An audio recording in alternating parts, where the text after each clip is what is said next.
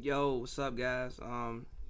Back again, Pavy Daily Takes. I just got the word. Actually, well, just not just got the word, but I was just scrolling down my timeline. I saw that the Thunder are in the market to trade Steven Adams, which I kind of knew was gonna happen. Like y'all know I do 2K my GM mode. I've been doing 2K my GM mode for the past like 2 years, and literally every year you can't go 4 months into the game without them trying to trade Steven Adams. So I knew this was gonna happen. Main reason being is just the fact that um, their books are shit right now. Like their books are crazy. If they played in like LA, this would be fine. If they played in Golden State, if they played in New York, if they played in a market like that, that would be something that they could sustain. But I think even with trading Russell Westbrook and Paul George, I think there's still like $50 million in the luxury tax, which for a market like Oklahoma City is unacceptable if we're not winning championships. Obviously, they're not going to win championships. They're not in a position to win a championship right now, so they're going to be selling. So I've crafted in my mind some teams that I think should look to go after Steven Adams. The first team I want to talk to y'all about is the Atlanta Hawks. Reason being is the Hawks have, I think, two picks this year. They have their own pick, and they have the next lottery protected pick for this year. Obviously, the next pick is probably going to be they're gonna get it. So basically, they have two first round picks this year. When I look at the Hawks, they already have an abundance of young talent. So I don't know if they want to add more young talent up on to the rest of the young talent that they do have. And I think by the report I read, the Hawks are looking for cap relief, so that's a 1 year deal, and a young player and a draft pick. So if I'm the Hawks, I pick up the phone. I call them. I think the Hawks have like $8 million in cap space anyway. So I pick up the phone. I'm like, yo, I will give y'all Evan Turner. I'll give you like Hortner or Alex Lynn and my two first round picks. So I will go, let's say, Evan Turner, Hortner, and either the Hawks first round pick or the Nets first round pick. And that will pretty much give, when you go into the summer, next summer for the Hawks, I think that would give them probably about $20 million in cap space because if Gallinari falls off the books. Also, Steven Adams' contract will fall off the books as well because you would be trading it basically for like a 1 year. And Evan Turner's contract is worth $18 million, so that right there puts you at about $40 million in cap space. So you would basically be above the cap. And Roberson has a 1 year deal for $10 million. So you would basically be above the cap probably next year if you made that deal, and that's the goal for the Thunder. They want to be out of cap hell, out of luxury tax hell, and be able to reset their franchise and start making moves. So the first team again I'm thinking about is Atlanta. Like I said, I think they should pull up together a trade of Evan Turner, Bembry or Hortner, and their two first round picks, because again, they already have a whole bunch of young talent. I don't know if you want to add more young talent to that roster. Also, depending upon how the Hawks come out and play, depending upon what Trae Young's progression is like, you might have raised up your timeline there in Atlanta. You might have went from, oh, we thinking we gonna do something 3-4 years down the road to, oh, we thinking we gonna do something 1-2 years down the road. So again, the first team that on my list is Atlanta. Second team on my list, a little bit more far-fetched, but it could happen, is Boston. I think for Boston, I like Enes Kanter. Enes Kanter had a great playoffs. Enes Kanter has been a quality center for a very long time in the NBA, but I don't think Enes Kanter is a starting center in the NBA. I think Enes Kanter is best served as being your sixth man off the bench. So, that being said, I think they should call up the Thunder, offer a package of Gordon Hayward, who's I think making $30 million. He has a team option, not team option, the player option, which he's going to accept because nobody's going to pay him that money. But the thing about Boston is they have the Grizzlies pick. The Grizzlies pick is going to be a lottery pick most likely. For any scenario, I cannot see the Grizzlies making the playoffs this year. I think they'll be competitive. I don't think they'll make the playoffs this year. And also with the way the lottery is now, you just want to get in it. As long as you get in the lottery, who knows what'll happen. Like the Pelicans, I think they had a 3% odds to get the number one pick, end up with the number one pick. So again, now you with the way the new lottery setting is, you just want to get in the lottery. So you eat Gordon Hayward's deal. Is it a great deal? No. But the thing about Gordon Hayward's deal is you could also get you some money off the books because his contract is actually more than Adams' contract. So in that scenario, I say you trade Steven Adams. Maybe you look to trade a Dennis Schroeder. Maybe you look to trade a Andre Roberson. Maybe you look to trade one of those deals. Take back Gordon Hayward, ask for Romeo Langford, and ask for the Grizzlies pick. You will get a little bit of cap relief. Not this year, but in 2 years. But you will get a young player and another top 10 pick. I don't know if that's a deal that they would want to go with because, again, I think they want to look more so for cap relief. But that's a deal that, you could maybe facilitate. Or maybe you get rid of Roberson. Maybe you do Roberson, Adams, Schroeder for Gordon Hayward, Romeo Langford, the Grizzlies pick, and maybe another protected Celtics pick down the line. Because, again, I don't think the Celtics are too pressed about draft picks because they have so much young talent. I don't know if they want to add more young talent up on to the young talent that they already have and create more issues. So, second team on my list, again, Boston. A little bit more far-fetched, but Boston. My next team on my list is actually the Dallas Mavericks. If I'm not mistaken, the Dallas Mavericks have their pick for this year. So, if I'm Dallas, maybe you call up, offer a package of Tim Hardaway Jr., let's say you do Dwight Powell.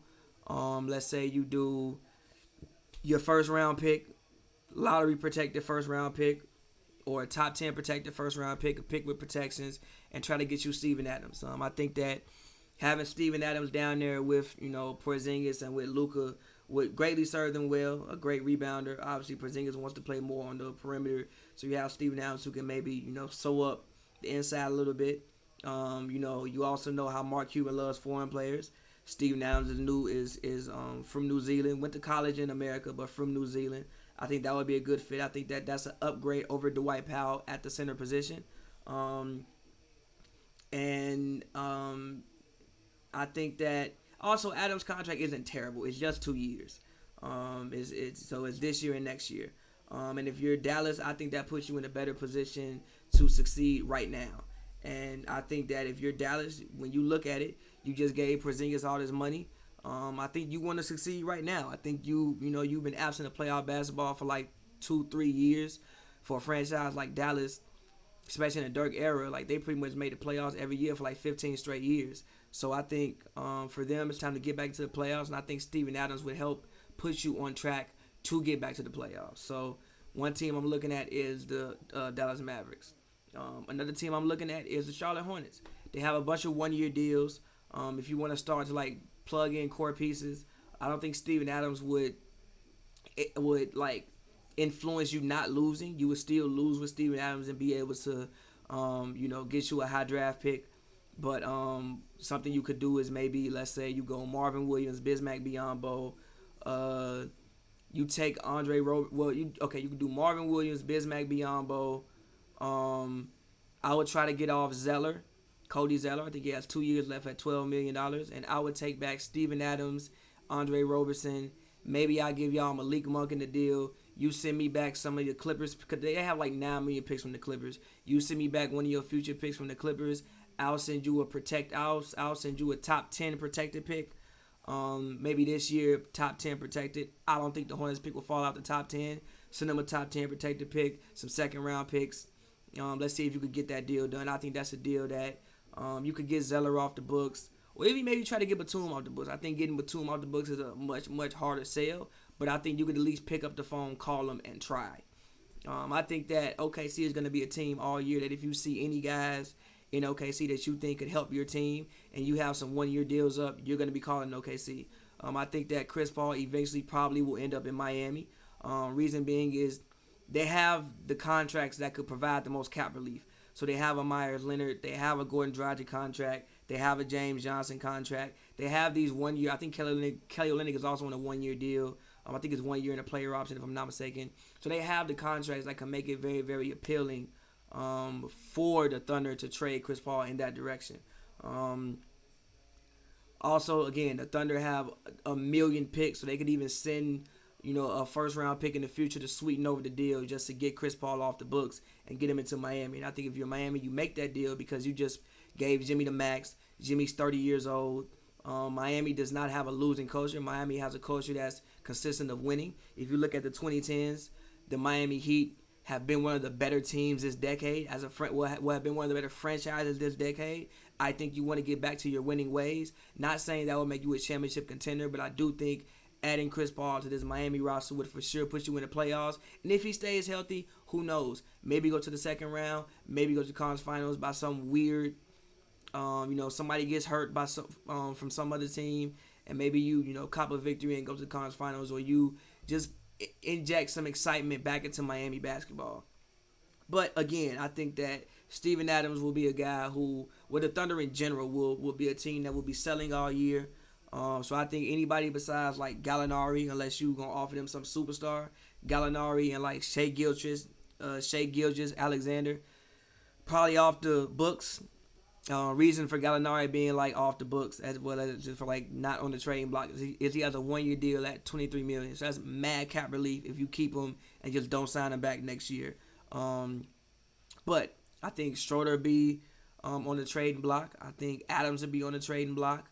I don't have a roster fully in front of me right now, but those are two guys that I think will definitely be on the trading block for the Oklahoma City Thunder.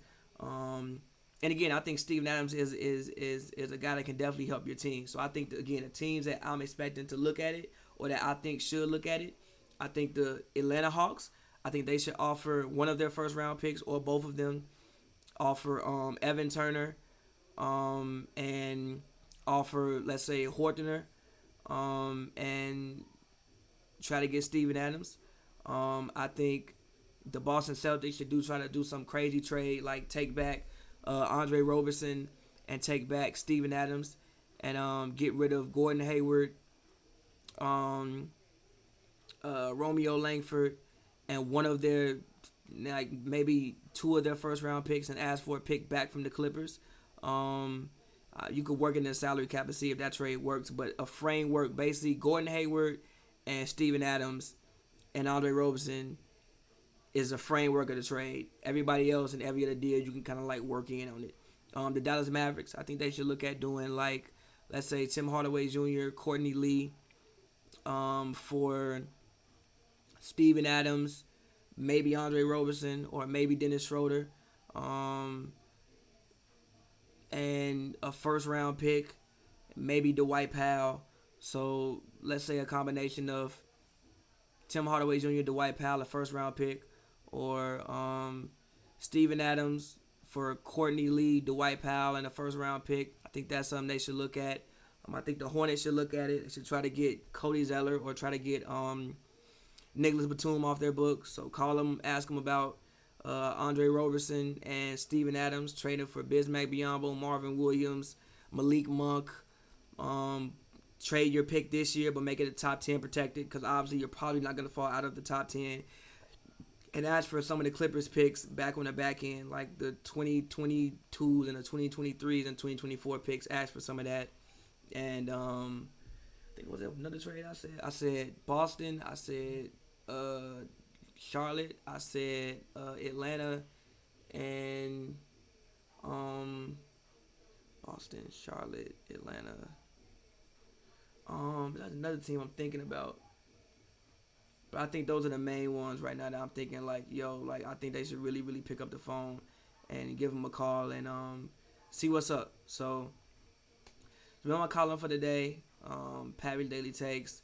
I don't look at the screen when I do these, but I think what I'm going to start doing is on Fridays, I'm going to start doing, fan episodes. So on Fridays, I'm going to start looking at your questions and looking at your comments, and it's just going to be me and you guys for 30 minutes to an hour, and I'm going to just talk to y'all. But again, so the teams I think should look at Steven Adams, the Hawks, the Celtics, and Hawks, Celtics, and Mavericks. And Hornets. So, it's been my column for the day. We'll see what happens. Pavy Daily Takes.